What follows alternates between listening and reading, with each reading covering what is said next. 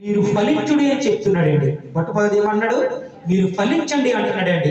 రెండవదిగా ఆయన చెప్తున్నటువంటి మాట ఏంటంటే మీరు అభివృద్ధి చెందండి అని చెప్తున్నాడండి. అలాగే మూడవదిగా ఆయన చెప్తున్నటువంటి మాట ఏంటంటే మీరందరూ కూడా విస్తరించండి అంటున్నాడండి. విస్తరించండి అంటున్నాడండి. నాలుగవదిగా ఆయన మాట్లాడుతున్నటువంటి మాట ఏంటంటే ఈ భూమిని నిండించండి అని చెప్పి ఆయన మాట్లాడుతున్నాడండి. ఇంకా చాలా ప్రాముఖ్యమైనటువంటి విషయం ఐదవది ఏమంటున్నాడంటే ఆయన చెప్తున్నటువంటి మాట అంటే ఈ భూమి అంతటిని కూడా మీరు ఏలండి అంటున్నాడండి. దేవునికి స్తోత్రం కలుగును గాక. 5 ఆశీర్వాదాలు తన పోలిక చొప్పున తన స్వరూపం చొప్పున సృజించుకున్న మనిషికి దేవుడు ఇచ్చాడండి. 5 ఆశీర్వాదాలు ఎవరు కూడా మర్చిపోవడానికి వీల్లేదు.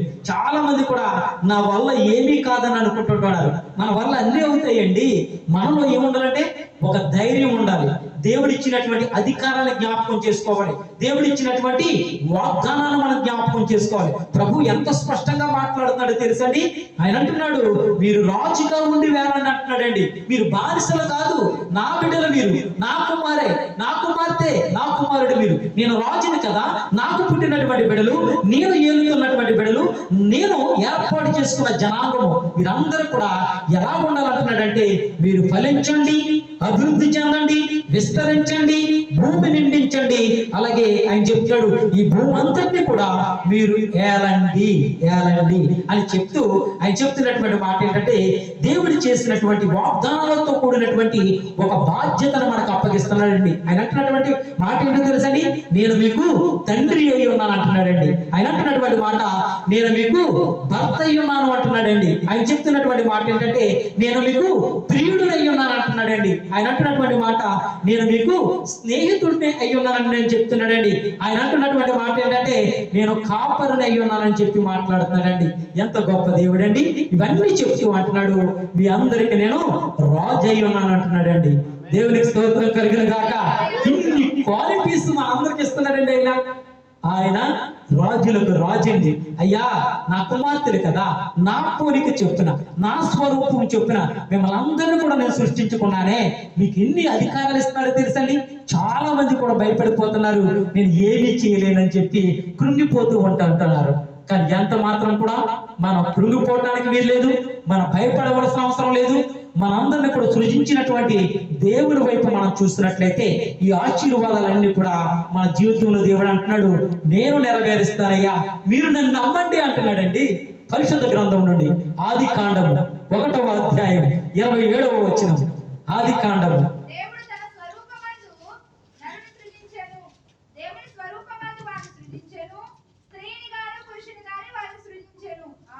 ఆమేన్. చూశారు కదండి, ఆది కాండము 1వ అధ్యాయం 27వ వచనం. అందరూ కూడా పరిశుద్ధ గ్రంథములు తెరిచి చూడండి. దేవుడు తన స్వరూపమందు నరులను సృజించెను, దేవుని స్వరూపమందు వారిని సృజించెను. చూసారండి, ఎవరు స్వరూపమందు సృజించాడండి? దేవుని యొక్క స్వరూపమందు సృజించాడండి. ఎవరు సృజించాడండి? స్త్రీని సృజించెను. చాలా స్పష్టంగా ఉందండి, స్త్రీని గాను పురుషుడు గాను వారిని సృజించెను, వారిని సృష్టించెను. దేవునికి స్తోత్రం కలుగును గాక. మనందరినీ కూడా సృష్టించి ఇన్ని ఆశీర్వాదాలు మనకి ఇచ్చాడండి. అంతేకాదండి, ఆయన చెప్తున్నాడు మనందరం కూడా అభివృద్ధి చెందాలని చెప్పి దేవుడు కోరుకుంటున్నాడు. మనం అభివృద్ధి చెందాలి అన్నట్లయితే కనుక మనం చేయవలసింది ఏమీ లేదండి, ఒకే ఒకటి, దేవుని యొక్క వాక్యానికి విధేయత చూపించాలి. ఆ వాక్యానుసారంగా మనం నడుచుకోవాలి. ఈ ఆశీర్వాదాలన్నీ కూడా 1వ అధ్యాయంలోను 1 నుండి 31వ వచనం, అంటే 31 వచనాలు ఉన్నాయండి. ఈ 31 వచనాల్లో కూడా కొన్ని ఆశీర్వాదాలు మనకి ఇచ్చి చెప్తున్నాడు, అమ్మా దేవుడు వీటన్నిటిని కూడా మీకు ఇచ్చి ఉన్నాడు, మీరు వేలండి, అభివృద్ధి చెందండి, విస్తరించండి, ఫలించండి, మీకు నేను రాజుగా ఉన్నాను అంటున్నాడండి. ఎంతమంది ఈ మాటలు నమ్ముతున్నారు? సేవకుడు ఏదో చెప్తూ ఉంటారు, తర్వాత మనం మర్చిపోతూ ఉంటాం, విడిచిపెట్టేస్తూ ఉంటాం. ఎంత మాత్రం కూడా మర్చిపోవడానికి వీల్లేదు. ఇవన్నీ కూడా వాగ్దానాలతో కూడుకున్నటువంటి దేవుని యొక్క వాక్యం. ఇవన్నీ కూడా నెరవేరబడినటువంటి దేవుని యొక్క వాక్యం. చూసుకున్నట్లయితే జీవ గ్రంథం సెలవిస్తుంది. చదవరా తల్లి, 26వ వచనం ఒకసారి చదవాలి.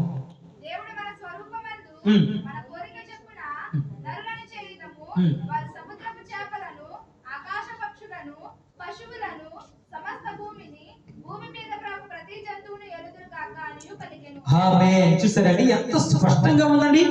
దేవుడు మీరు ఫలించి అభివృద్ధి చెంది సముద్ర జలములో నిండి ఉండుడనియు పక్షులను భూమి మీద విస్తరించును గాకనియు వాటిని ఆశీర్వదించెను. 24వ వచనం.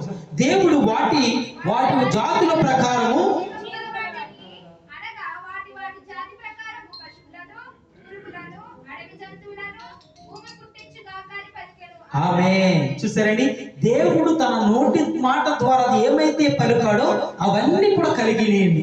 ఇవి అన్ని కలిగిన తర్వాత ఆయన చెప్తున్నటువంటి శ్రేష్టమైనటువంటి మాట ఏంటంటే 1వ అధ్యాయం 25 నుంచి 27 వచనాల్లో ఉన్నటువంటి కొన్ని అద్భుతమైన సత్యాలు ఏమంటాడో తెలుసండి. దేవుడు ఆయా జాతుల ప్రకారము అడవి జంతువులను, ఆయా జాతుల ప్రకారము పశువులను, ఆయా జాతుల ప్రకారము నేలను ప్రభు ప్రతి పురుగును చేసెను. అది మంచిదని దేవుడు చూచెను. దేవుడు మన స్వరూపమునందు మన పోలిక చొప్పున నరులను చేయుదము. వారి సముద్రపు చేపలను, ఆకాశ పక్షులను, పశువులను, సమస్త భూమిని, భూమి మీద ప్రభు ప్రతి జంతువును ఏలుదురుగాక అని పలికెను. దేవుడు తన స్వరూపమందు నరుని సృజించెను. దేవుని స్వరూపమందు వారిని సృజించెను. స్త్రీని గాని పురుషుని గాని వారిని సృజించెను. దేవుడు వారిని ఆశీర్వదించి ఇట్లా ఆమేన్. ఆమేన్. 28వ వచనానికి వచ్చినప్పటికీ దేవుడు వారిని ఆశీర్వదించెను. ఎట్లనగా ఫలించి అభివృద్ధి పొంది విస్తరించి భూమిని నిండించి దానిని లోపరుచుకొనుడి. సముద్రపు చేపలను, ఆకాశ పక్షులను, భూమి మీద ప్రతి జీవిని ఏలుడని దేవుడు వారితో చెప్పాడు. ఆమేన్. ఎవరు చెప్తున్నారండి ఈ మాట? దేవుడు ఎవరితో చెప్తున్నాడు తెలుసండి?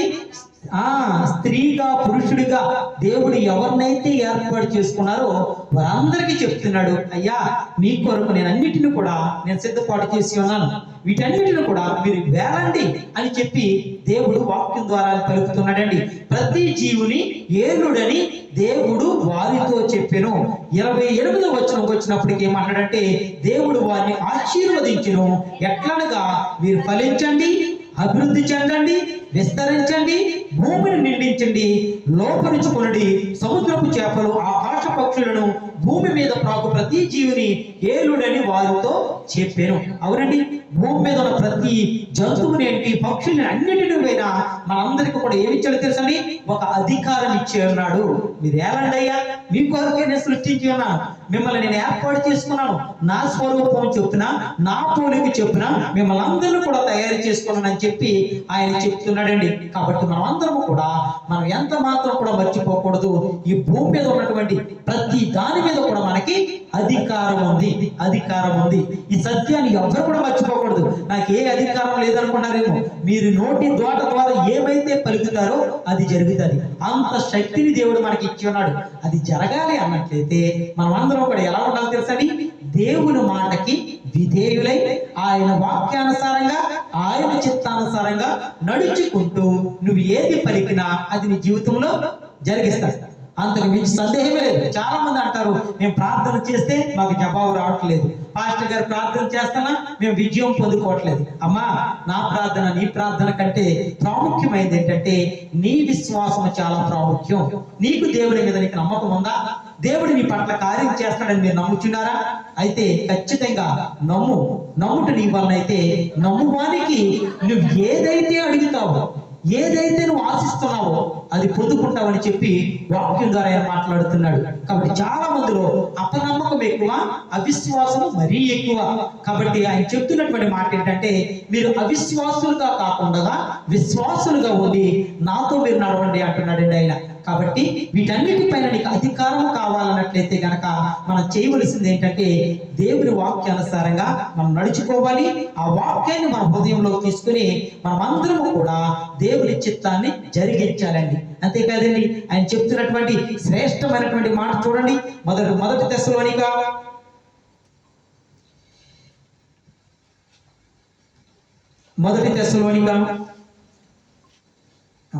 2వ తెస్సలోనిక అండి, క్షమించండి, 2వ తెస్సలోనిక 1వ అధ్యాయం 3వ వచనం చదవండి. దేవుడు మనతో మాట్లాడుతున్నటువంటి శ్రేష్టమైనటువంటి మాట. 2వ తెస్సలోనిక 1వ అధ్యాయం 3వ వచనం. సహోదరులారా, మేమెల్లప్పుడూ మిమ్మల్ని గూర్చి దేవునికి కృతజ్ఞతాస్తుతులు చెల్లించుటకు బద్ధులమై ఉన్నాము. ఇది యుక్తమే. ఏలయనగా మీ విశ్వాసము బహుగా అభివృద్ధి పొందుచున్నది. మీ అందరిలో ప్రతి వాడును ఎదుటివాని ఎడల చూపు ప్రేమ విస్తరించుచున్నది. ఆమేన్. ఆమేన్. దేవుని యొక్క వాక్యము నీతో నాతో మాట్లాడుతున్నటువంటి శ్రేష్టమైనటువంటి మాట ఏంటో తెలుసండి? శ్రేష్టమైనటువంటి మాట, సహోదరులారా మీరు ఎల్లప్పుడూ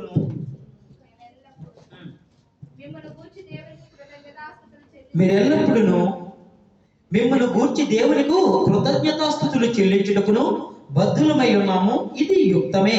ఎలయనగా మీరు విశ్వాసమును బహుగా అభివృద్ధి పొందుచున్నది, మీరు అందులో ప్రతిపాడును ఎదుటి వాని ఎడల చూపు ప్రేమ విస్తరించుచున్నది. అవును కదండి, మనమందరము కూడా సహోదరులుగా ఎలా ఉండాలంటే మనం ఎల్లప్పుడూ కూడా మనం చేయవలసింది ఏంటంటే మిమ్మల్ని గూర్చి మీరు ఏం చేయాలో తెలుసండి?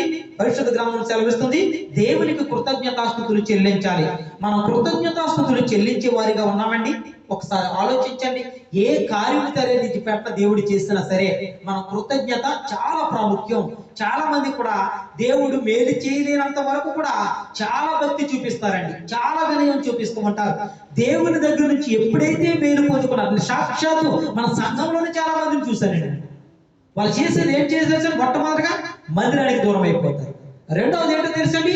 ఫోన్ కాల్ అటెండ్ చేయలేదు. అంటే దేవుడు మిమ్మల్ని ఆశీర్వదిస్తున్నాడు, దేవుని మందిరానికి దూరం అవటానిక? సంఘము ప్రార్థిస్తుంది, సేవకుడు ప్రార్థిస్తున్నాడు.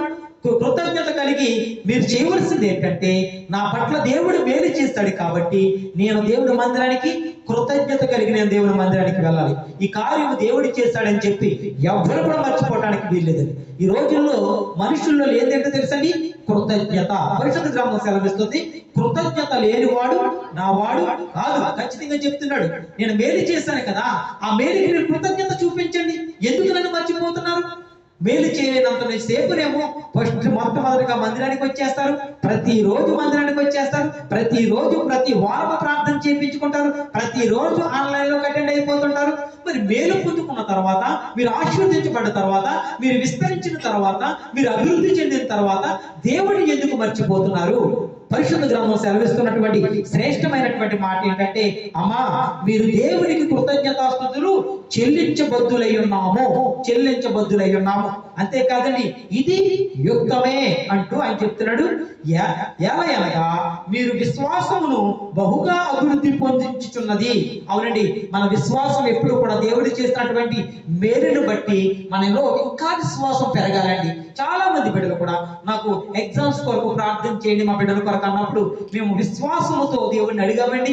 దేవుడు దానికి తగ్గ ప్రతిఫలాన్ని దేవుడు ఇచ్చి ఉన్నాడు. వారు కృతజ్ఞత కలిగి ఏం చేశారండి? ఈ దినాన ఆయన మందిరంలో నిలబడి ఆయన సమక్షంలో ఆయన నామాన్ని ఘనపరిచి ఉన్నారు. కృతజ్ఞత కలిగి ఏం చెప్పారు? సాక్ష్యం చెప్పి ప్రభు నామాన్ని ఘనపరిచున్నారు. మరికొంతమంది బిడ్డలైతే మేలు పొందుకుని కూడా నోరు తెరిచి నా పట్ల కార్యం చేశాడని చాలా మంది చెప్పారండి. సిగ్గుపడుతూ ఉంటారు, భయపడుతూ ఉంటారు. మరి మేలు పొందుకున్నావు కదా, మేలు పొందుకోలేనప్పుడు నీ సమస్య దేవుడికి చెప్పుకుంటున్నావే, మరి మేలు పొందుకున్న తర్వాత నువ్వు ఎందుకు చెప్పుకోవట్లేదు దేవుడికి? అదే అడుగుతున్నాడండి. అమ్మా మీరందరూ కూడా కృతజ్ఞత కలిగి ఉండండి అంటున్నాడండి. మనమందరం కూడా ఏ చిన్న విషయం చేసినా సరే మనం దేవునికి కృతజ్ఞత కలిగి ఉండాలి. నీ కృతజ్ఞతను బట్టి, నీ చెప్తున్నటువంటి సాక్ష్యాన్ని బట్టి దేవుడు ఎంతగానో సంతోషిస్తాడండి. కానీ మనలో కృతజ్ఞత లేకపోతే కనుక ఎంత మాత్రం కూడా దేవునికి దగ్గరగా ఉండటం అసాధ్యము. మన విశ్వాసాన్ని దేవుడు కూడా పరీక్షిస్తాడండి. మన విశ్వాసములో బహుగా అభివృద్ధి పొందించుచున్నాము, మీరు మీ అందరిలో ప్రతివాడు ఎదుటివాని ఎడల చూపు ప్రేమ విస్తరించుచున్నది. అవునండి, మనం కూడా ఎలా ఉండాలంటే ప్రేమ చూపించే వారిగా ఉండాలండి. పరిశుద్ధ గ్రంథం ఏమని సెలవిస్తుందో తెలుసండి? ప్రేమ లేనివాడు నా వాడు కాదు. జీవగ్రంథం చెప్తున్నటువంటి మాట అండి. ఈ రోజుల్లో ప్రేమ ఉందండి. ప్రేమ ఎప్పుడు ఉంటుందో తెలుసండి? అవసరం తీరే అంతవరకు మాత్రమే. అవసరం తీరిపోయిందా, బాయ్ బాయ్, గుడ్ బై. చాలా భయంకరంగా ఉంటుంది. ఎప్పుడు కూడా మన దేవునికి ఎలా ఉండాలో తెలుసండి? కృతజ్ఞత కలిగి ఉండాలి, ప్రేమ కలిగి ఉండాలి, విశ్వాసము కలిగి ఉండాలి. ఈ క్వాలిటీస్ మనలో ఉండాలి అన్నట్లయితే మనం అందరము కూడా ఎలా ఉండాలంటే దేవుని వాక్యానుసారంగా నడుచుకోవాలి. ఏదో సేవకుడు చెప్తున్నాడు కదా, ఈ కొద్దిసేపు విని తర్వాత మన ఇష్టానుసారంగా నడుచుకుందామంటే ఎంత మాత్రం కుదరదు. ఎందుకంటే జీవ గ్రంథం నీతో నాతో మాట్లాడుతున్నటువంటి మాట, నాకు మీరు కృతజ్ఞత కలిగి ఉండండి, మీరు విశ్వాసం చూపించండి, అలాగే మీరందరూ కూడా ప్రేమ కలిగి ఉండండి. సహోదరి పట్ల ప్రేమ కలిగి ఉండాలి, సహోదరుని పట్ల మనం ప్రేమ కలిగి ఉండాలి. ఖచ్చితంగా ఆయన వాక్యం ద్వారా మనతో మాట్లాడుతున్నటువంటి మాట ఏంటంటే, చూడండి పరిశుద్ధ గ్రంథంలోని మొదటి తెస్సలోనిక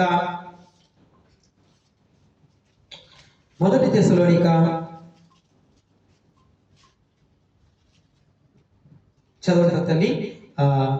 4వ అధ్యాయం 2వ వచనం. కాగా వీరిలాగా నడుచుకొని దేవుని సంతోషపరచుటకును మా వలన నేర్చుకున్న ప్రకారముగా మీరు నడుచుకొనుచున్నారు. ఈ విషయంలో మీరు అంతకంతకు అభివృద్ధి నందవలెనని మిమ్మల్ని వేడుకొని ప్రభువైన యేసునందు హెచ్చరించుచున్నాము. ఆమేన్. చూసారండి, ప్రభువునందు హెచ్చరించుచున్నాము. ఎలాగా హెచ్చరిస్తున్నారు తెలుసండి? కాగా మీరు ఎలాగూ నడుచుకొని దేవుని సంతోషపరచవలనో మా వలన నేర్చుకొనిన ప్రకారముగా మీరు నడుచుకొనిచున్నారు.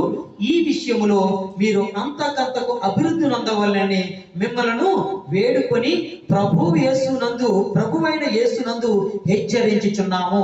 మనం అందరము కూడా ఎలా ఉండాలంటే ప్రభువునందు మనం ఎప్పుడు కూడా ఆనందించుచూ ఉండాలండి. అంతకంతకు సంతోషంలో, చాలా మంది జీవితాల్లో సంతోషం ఉండదండి. చాలా మంది కూడా ఎలా ఉంటూ ఉంటారంటే వారి జీవితాలు వారి ఇష్టం వచ్చినట్లే నడుచుకుంటూ ఉంటారు. ఎంత మాత్రం అలా ఉండటానికి వీల్లేదండి. మన ప్రభు యొక్క వాక్యం ఏ విధంగా సెలవిస్తుందో ఆ విధంగా నడుచుకోవాలండి.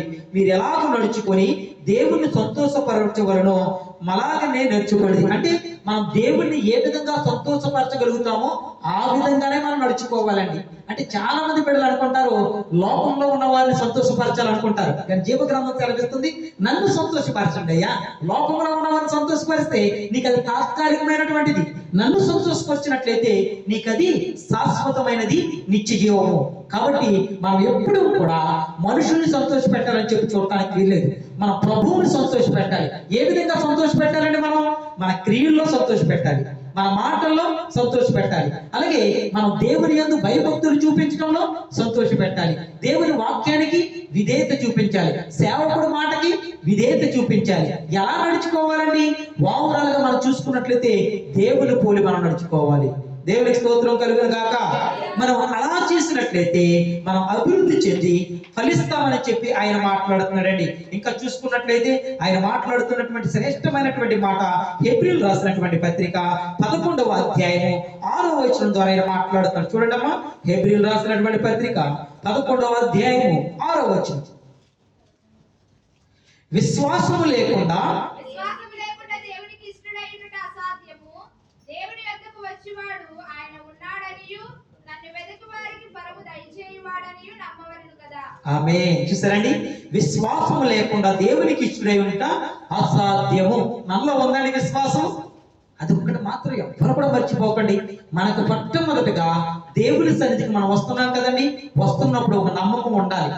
దేవుడు నా పట్ల కార్యాలు చేస్తాడు, నేను ఏది అడిగినా సరే నాకు ఇస్తాడు, ఆశ కలిగిన ప్రాణాన్ని తృప్తి పరుస్తాడు, నాకున్న అవసరత అక్కరతలు ఏమైతే ఉన్నావో వాటన్నిటిని కూడా దేవుడు తీరుస్తాడని ఒక విశ్వాసంతో మనం రావాలండి. జీవగ్రంథం ఏమని సెలవిస్తుందో తెలుసండి? హెబ్రీయులు రాసినటువంటి పత్రిక 11వ అధ్యాయం 6వ వచనం ద్వారా ఆయన మాట్లాడుతున్నటువంటి మాట, విశ్వాసము లేకుండా దేవునికి ఇష్టడై ఉండుట అసాధ్యము. దేవుని యొద్దకు వచ్చేవాడు ఆయన ఉన్నాడనియు తన్ను వెతుకు వారికి ఫలము దయచేయువాడనియు నమ్మవలెను కదా. అవునండి, దేవుడు ఉన్నాడని చెప్పి మనం నమ్మాలండి, మళ్ళీ మనకి ప్రతిఫలం ఇస్తాడని చెప్పి ఖచ్చితంగా మనం అందరం కూడా ఏం చేయాలి తెలుసండి? నమ్మవలెను. మనం ఏదైతే అడుగుతామో దానికి జవాబు పొందుకుంటామో నా దేవుడు నాకు దయచేస్తాడని చెప్పి నమ్మాలండి. ఒకవేళ నీకు విశ్వాసం లేనట్లయితే నువ్వు మందిరానికి వచ్చి కూర్చున్నా కూడా ఎంత మాత్రం కూడా నీకు అది ఆశీర్వాదం కాదు, నీకు ఉపయోగకరము కాదు. జాగ్రత్త నా ప్రియ సహోదరి సహోదరులారా, మనలో విశ్వాసం ఉండాలి. ఒకవేళ నువ్వు అవిశ్వాసిగా ఉన్నట్లయితే గనక అది కూడా నీకు ఎంత మాత్రం కూడా ఉపయోగకరం కాదు. అందుకనే దేవుని వాక్యం సెలవెత్తుంది, విశ్వాసము లేకుండా దేవుని సన్నిధికి ఇష్టుడై ఉండుట అసాధ్యము. అవునండి, మనం దేవుని మందిరానికి వస్తున్న మనం అందరము కూడా దేవుని మీద విశ్వాసం ఉంచి రావాల్సిందిగా నేను ప్రభు పేరట మీ అందరికీ తెలియపరుస్తున్నాను. ఆయన చెప్తున్నటువంటి మరొక శ్రేష్టమైనటువంటి మాట రోమిలు రాసినటువంటి పత్రిక 8వ అధ్యాయము 6, 7, 8 వచనాల్లో చాలా శ్రేష్టమైనటువంటి మాటలు ఉన్నాయండి. రోమిలు రాసినటువంటి పత్రిక 8వ అధ్యాయము 6, 7 వచనాల్లో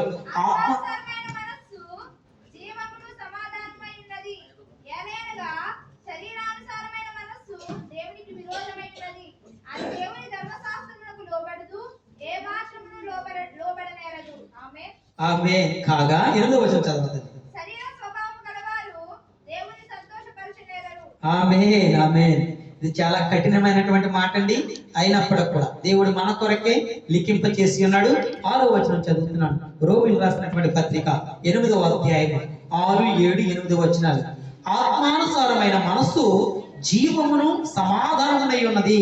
అలాగే 7వ వచనం, ఎలా అనగా శరీరానుసారమైన మనస్సు దేవునికి విరోధమై ఉన్నది.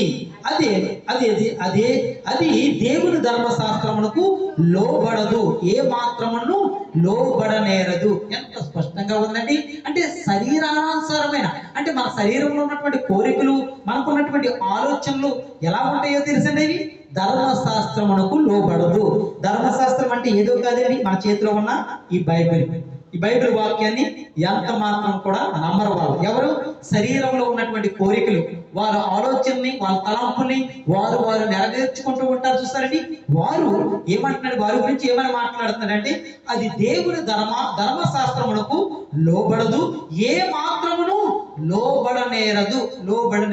అంటే మనుషులు ఇలా జీవిస్తున్నారు అని చెప్పి జీవగ్రంథము మనకి ప్రాముఖ్యంగా మన అందరికీ తెలియపరుస్తుంది. అంతేకాదండి, 8వ వచనానికి వచ్చినప్పుడు కొంచెం కఠినమైనటువంటి మాట, కొంచెం కాదు చాలా కఠినమైనటువంటి మాట.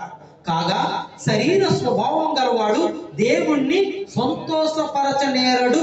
ఖచ్చితంగా చెప్పాడండి. నీలో శరీరంలో ఉన్న కోరికలు, నీలో ఉన్న ఆలోచనలు అది నీకు మాత్రమే తెలుసు, కానీ నిన్ను సృష్టించిన దేవునికి ఇంకా ఇంకా బాగా తెలుసు. ఎవ్వరు కూడా మర్చిపోకండి ఈ విషయం.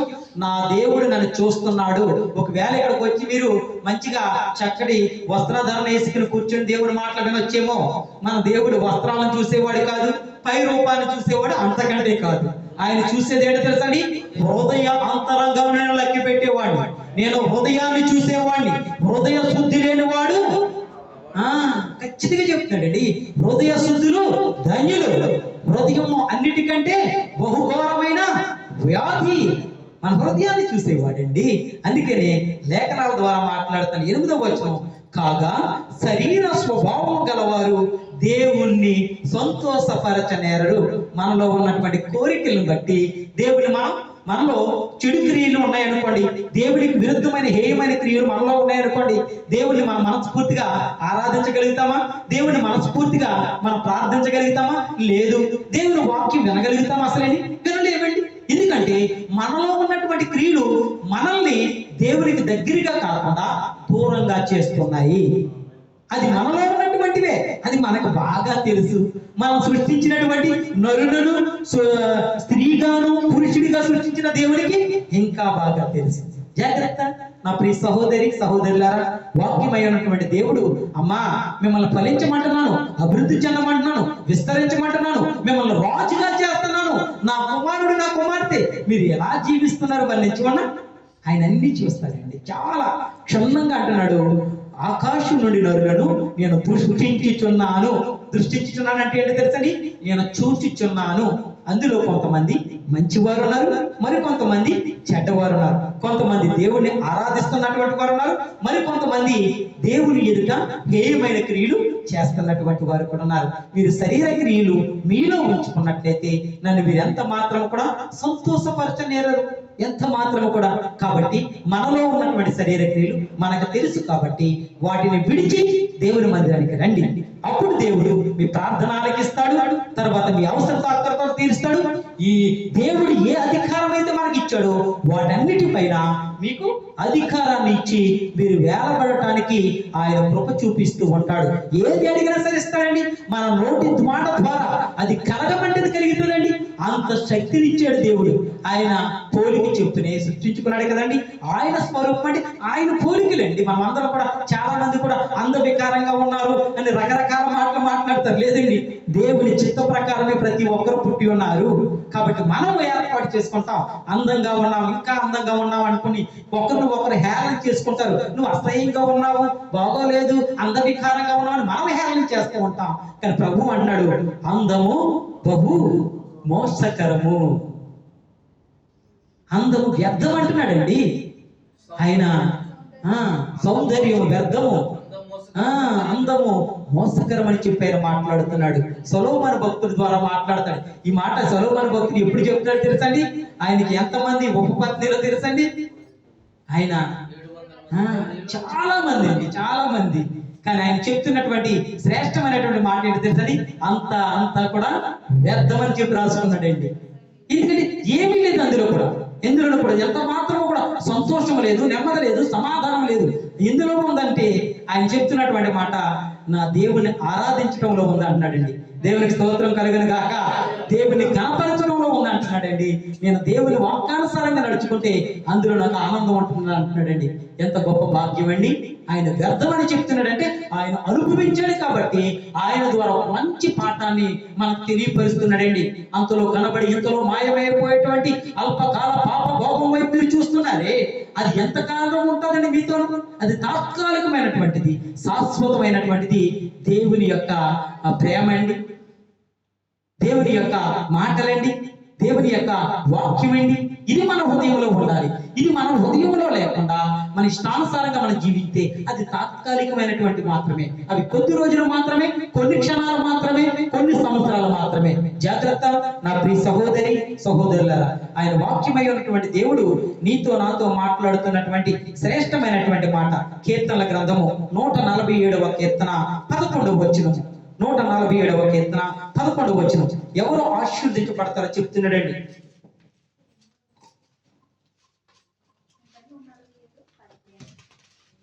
147వ కీర్తన 11వ వచనం. తన యందు భయభక్తులు కలవారి యందు, తన కృప కొరకు కనిపెట్టు వారి యందు యెహోవా ఆనందించువాడై ఉన్నాడు. ఆమేన్. తన యందు భయభక్తులు గలవారి యందు, తన కృప కొరకు కనిపెట్టి వారి యందు యెహోవా ఏమై ఉన్నాడండి? ఆనందించువాడై ఉన్నాడు. అంటే యెహోవా పట్ల ఎవరైతే భయభక్తులు కలిగి ఉంటారో, ఆయన అనుగ్రహం కోసం ఎదురు చూస్తూ ఉంటారో ఆయనకు ఆనందాన్ని ఇస్తూ ఉంటదంటండి. ఆనందాన్ని అంటే మనం అందరం కూడా ఎలా ఉంటే దేవునికి ఇష్టమో తెలుసండి. ఆయన యందు భయభక్తులు కలిగి ఉండాలండి. ఆయన యందు ఎవరైతే భయభక్తులు కలిగి ఉంటారో వారందరూ కూడా అంటండి దేవుని కొరకు ఎవరైతే ఎదురు చూస్తూ ఉంటారో వారందరి గురించి చెప్తున్నటువంటి మాట ఏంటంటే వారందరూ కూడా నాకు ఆనందాన్ని చూపిస్తున్నారు, ఆనందపడతాను వారిని బట్టని దేవుడు వాక్యం ద్వారా మాట్లాడుతున్నాడు. కాబట్టి మనమందరము కూడా దేవుని పట్ల భయభక్తులు కలిగి నడుచుకోవాలని జీవగ్రంథం ద్వారా దేవుడు మనతో మాట్లాడుతున్నాడండి. అంతేకాదు నేను చెప్తున్నటువంటి శ్రేష్టమైనటువంటి మాట ఏప్రిల్ రాసినటువంటి పత్రిక 13వ అధ్యాయము 21వ వచనం ద్వారా ఆయన మాట్లాడుతున్నాడు. ఏప్రిల్ రాసినటువంటి పత్రిక 13వ అధ్యాయం 21వ వచనం. ప్రభువును నిత్యమైన నిబంధన సంబంధమగు రక్తమును బట్టి మృతులలో నుండి లేపిన సమాధానకర్త ఏప్రిల్ 13వ అధ్యాయము 21. యేసుక్రీస్తు ద్వారా తన దృష్టికి అనుకూలమైన దానిని మనలో జరిగించుచు ప్రతి మంచి విషయంలోనూ తన చిత్త ప్రకారం చేయుటకు మిమ్మును సిద్ధపరచును గాక. యేసుక్రీస్తుకు యుగయుగములకు మహిమ కలుగును గాక. ఆమేన్ ఆమేన్. ఎంత స్పష్టంగా ఉందో తెలుసండి. ఏప్రిల్ రాసినటువంటి పత్రిక 13వ అధ్యాయం 21వ వచనం. అందరూ కూడా చూడండి పరిశుద్ధ గ్రంథంలో. యేసుక్రీస్తు ద్వారా తన దృష్టికి అనుకూలమైన దానిని మనలో జరిగించుటకు. మనకు అనుకూలమైనది కష్టమా? జాగ్రత్తగా చూడండి. యేసుక్రీస్తు వారికి అనుకూలమైనది అంటే దేవునికి అనుకూలమైనది ఏది శ్రేష్టమో అది మాత్రమే జరిగిస్తాడండి. ఒకవేళ అనుకుంటారేమో మనకు అనుకూలమైనది మీరు జరిగించుకున్నట్లయితే అది తాత్కాలికమైనది, అది కొద్ది రోజులు మాత్రమే నిలబడుతుంది. కాబట్టి జీవగ్రంథం ఏమని సెలవిస్తుందంటే యేసుక్రీస్తు ద్వారా తన దృష్టికి అనుకూలమైన దానిని మనలో జరిగించుచు ప్రతి మంచి విషయములోను తన చిత్త ప్రకారము చేయుటకు మిమ్మల్ని సిద్ధపరచునుగాక. ఆయన చిత్త ప్రకారం జరిగించాలని. మన చిత్తం చాలా మంది కూడా అనుకుంటూ ఉంటారు మన చిత్తాన్ని జరిగించాలని. అది ఎంత మాత్రం కూడా సక్సెస్ అవదండి. చేస్తారు, అవుతున్నట్టు అనిపిస్తుంది, కానీ చివరికి ఏమో తెలుసా అది ఫెయిల్యూర్ అవుతూ ఉంటది. కానీ దేవుని చిత్త ప్రకారం అంటే మనకి ఏ అవసరం వచ్చినా సరే మొట్టమొదటగా మనం దేవుని పాదాల చెంత పెట్టాలండి. ప్రభువా ఇది నీ చిత్తమైతే నా పట్ల జరిగించు, ఇది నీ చిత్తమైతే నా బిడ్డల పట్ల జరిగించు, ఇది నీ చిత్తమైతే నా కుటుంబంలో జరిగించు అని చెప్పి దేవుని ప్రాధేయపడాలండి. దేవుని చిత్తం ఏమైతే ఉంటుందో అది శాశ్వతంగా నిలబడుతుంది. ఒకవేళ దేవుడిని పక్కన పెట్టి, సేవకుల్ని పక్కన పెట్టి, సంఘాన్ని పక్కన పెట్టి, ప్రార్థనలను పక్కన పెట్టి మన ఇష్టాన్ని మన చిత్తాన్ని జరిగించినట్లయితే అది ఎంత మాత్రం కూడా అది విజయాన్ని మీరు పొందుకోలేరు. ఒక పొందుకున్నా కూడా అది నిలబడే విజయము ఎంత మాత్రము కూడా కాదు. ఎందుకంటే ప్రభు అయిన యేసుక్రీస్తు వారు స్పష్టంగా వాక్యం ద్వారా మాట్లాడుతున్నాడు. యేసుక్రీస్తు ద్వారా తన దృష్టికి అనుకూలమైన దానిని మనలో జరిగించును. దేవుడికి తెలిసింది ఏది మంచిదో. కొన్ని సందర్భాల్లో మనం విజయం పొందుకుందాం అనుకుంటాం, కానీ పొందుకోలేము. ఎందుకంటే అది నీకు శ్రేష్టమైంది కాదు. అందుకే దేవుడు జరిగించడు. ప్రియుడు ఇందాక చెప్తున్నాడు, నాకు ఐడి కార్డు రాలేదండి, నాతో పాటు వెళ్ళిన వాళ్ళకి అందరికీ వచ్చింది అంటే మేలు జరగటానికి నీకు స్టార్టింగ్ గానే ఇబ్బంది కలుగుతుందంటే నీకు మంచి చేయబోతున్నాడే తప్ప నీకు కీడు చేయడం ఎంత మాత్రం కూడా దేవుడు నీకు మేలు చేయటానికే దాన్ని హోల్డ్ చేశాడే తప్ప నేను కీడు చేయాలని కాదు. అది నీకు మంచిది అంటే నీ విశ్వాసాన్ని పరీక్షిస్తూ ఉంటాడు. తొందరపడిపోయి దేవుడిని దూషిస్తారేమో, తొందరపడిపోయి మీరు ఇష్టం వచ్చినట్లు మీరు ప్రవర్తిస్తారేమో, దేవుడికి దూరం అయిపోతారేమో. నీ విశ్వాసాన్ని దేవుడు చూస్తున్నాడు. ఎవరైనా సరే, ఆయనే కాదండి, స్త్రీల్లోనేంటి పురుషుల్లోనేంటి ఎవరి జీవితంలోనే సరే పొరపాటున కూడా నోరు జారి మనం మాట్లాడటానికి వీల్లేదు. నీ నోరు జాగ్రత్త. నేను ఒక దినాన్న లెక్క అడుగుతాను, ఆ లెక్కకు మీరు జవాబు చెప్పబద్దులై ఉన్నారు. జాగ్రత్త నా ప్రియ సహోదరుడా అని చెప్పి ఆయన మాట్లాడుతున్నాడు. తన మంచి విషయములోను తన చిత్త ప్రకారము చేయుటకు మిమ్మల్ని సిద్ధపరచును గాక. యేసుక్రీస్తుకు యుగ యుగములకు మహిమ కలుగును గాక. ఎంత శ్రేష్టమైనటువంటి యుగం అంటే ఎన్ని సంవత్సరాలండి? 1000 సంవత్సరములు. యుగ యుగములకు ఆయనకే మహిమ కలిగిన గాక అని చెప్పి దేవుని వాక్యం సెలవిస్తుంది. అవును కదండి, దేవునికి మహిమ కలగాలి అన్నట్లయితే గనక మనం అందరం కూడా దేవుని యొక్క వాక్యానుసారంగా నడుచుకోవాలి. ఏదో నేను కొద్ది నిమిషాలు వాక్యం చెప్తున్నాను, తర్వాత విడిచిపెట్టేవారుగా ఉంటే అది ఎంత మాత్రం కూడా మీకు ఉపయోగకరం కాదు. విన్న వాక్యాన్ని హృదయంలోకి తీసుకోవాలి. ఈ రోజు దేవుడి సేవకుడు ద్వారా మాతో మాట్లాడాలి, నా బ్రతుకులు సరి చేసుకోవాలి, ఇంతవరకు నా ఇష్టానుసారంగా జీవించారే అని చెప్పి ఒక నూతనమైన మార్పు మీలో రావాలి. మనం విజయం పొందుకోవాలా? పరిశుద్ధ గ్రంథంలో చాలా స్పష్టంగా తెలియపరుస్తున్నారు కదండి. అమ్మా, నేను నా పోలిక చొప్పున, నా స్వరూపము చొప్పున మిమ్మల్ని అందరినీ కూడా సృజించుకున్నాను. మీరు ఏం పొందుకోవాలనుకుంటున్నారో తెలుసా? మీరు ఫలించండి, మీరు అభివృద్ధి చెందండి, మీరు విస్తరించండి, లోకంలో ఉన్న వాటి అన్నిటిని కూడా మీరు ఏలండి.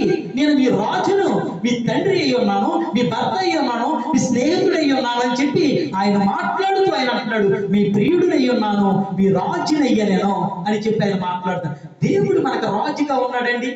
ఆయన రాజుగా ఉన్నటువంటి మనం ఎవరో తెలుసండి? రాజకుమారులము, రాజకుమార్తెలము. ఎవరు కూడా మర్చిపోకండి, మన ప్రభు మన పైన ఉన్నాడు.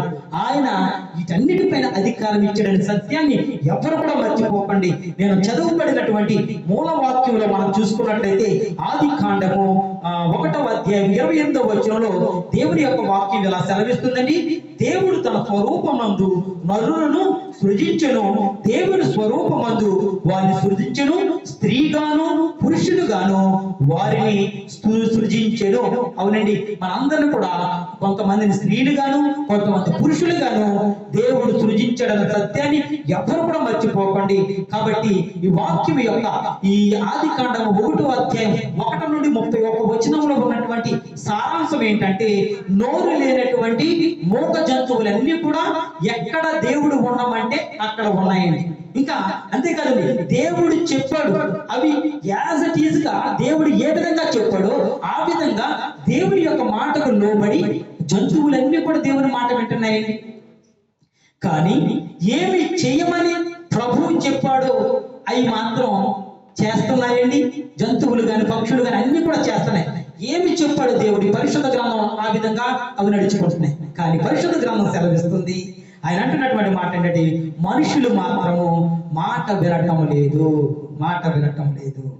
మాట వినకుండా పోయేటండి. ఆయన స్వరూపం చెప్పుకున్నటువంటి, ఆయన పోలిక చెప్పున సృష్టించుకున్న నరులు మాట వినట్లేదండి దేవుని మాట. మరి ఆయన అలా చేస్తే ఎంత బాధపడతాడండి. అందుకనే ఆయన చెప్తున్నటువంటి మాట ఏంటంటే, మన జీవితాన్ని మార్చుకోవాలండి. మన జీవితాన్ని మార్చుకొని మనమందరము కూడా దేవుని తట్టు తిరగాలని దేవుడు కోరుకుంటున్నాడండి. మనం అందరం తిరుగుదామండి, దేవుని యొక్క వాక్యానుసారంగా నడుచుకుందామండి. ఎందుకంటే దేవుడు మనందరికీ కూడా ఒక అధికారాన్ని ఇచ్చి ఉన్నాడండి. అయ్యా, మీరందరూ కూడా ఈ భూమిని అంతటిని కూడా మీరు ఏలండి అయ్యా, మీరు చక్కగా విస్తరించండి, మీరు ఫలించండి, నేను మీకు రాజుగా ఉన్నాను అని చెప్తూ ఆయన చెప్తున్నటువంటి మాట ఏంటంటే, నా మాట మీరు వినండి. దేవునికి స్తోత్రం కలుగును గాక. అన్ని వింటున్నాయండి, దేవుడు ఏర్పాటు చేసుకున్నాడు. ఈ సృష్టిలో సృష్టి అంతా కూడా దేవుని మాట వింటుంది, కానీ తన పోలికి చొప్పున తన స్వరూపం చొప్పున సృష్టించుకున్న మనుషుడు మాత్రం ఎంత మాత్రం కూడా దేవుని మాటని లెక్క చేయట్లేదండి. ఇష్టానుసారంగా జీవిస్తున్నారు. జాగ్రత్త నా ప్రియ సహోదరి సహోదరులారా, మనం అందరము కూడా దేవుని యొక్క వాక్యానుసారంగా నడుచుకుందాము. దేవుని చిత్తాన్ని మన జీవితంలో జరిగిద్దామండి. ఎవరైతే దేవుని చిత్తాన్ని జరిగిస్తారో, దేవుని యొక్క వాక్యానుసారంగా నడుచుకుంటారో వారందరికీ కూడా ఆయన అంటున్నాడండి, యుగ యుగములు దేవునికి మహిమ కలుగును గాక అని చెప్తున్నాడండి. అటువంటి మహిమను మనం అందరం కూడా పొందుకోవాలంటే, అంటే ప్రతిరోజు కూడా ప్రతి దినము కూడా మనం సంతోషంగా ఆనందంగా మనం ఉండాలి అన్నట్లయితే దేవుడు ఏమి చెప్పాడో ఆ విధంగా వాక్యానుసారంగా మనందరం కూడా నడుచుకోవాలి. మనందరము ఫలిస్తామండి, మనందరం కూడా అభివృద్ధి చెందుతామండి, మనందరము కూడా దీవించబడతామండి, మనందరము కూడా ఏలుబడి చేస్తామండి. అంత అధికారాన్ని ఇచ్చాడు. అధికారాన్ని పొందుకోవట్లేదంటే మనలో ఉన్న లోపమే. ఆ లోపాన్ని తీసివేసి దేవుడి దగ్గరికి వచ్చినట్లయితే దేవుడు మిమ్మల్ని మీ కుటుంబాన్ని బహుగా దీవించి అభివృద్ధి చేస్తాడనే సత్యాన్ని మీరందరూ కూడా తెలుసుకోవాలని ప్రభు అయిన యేసుక్రీస్తు వారి పేరట మీ అందరికీ మాటలు తెలియపరుస్తున్నారు. ఈ కొద్ది మాటలు దేవుడు దీవించి ఆశీర్వదించును గాక. ఆమేన్ ఆమేన్.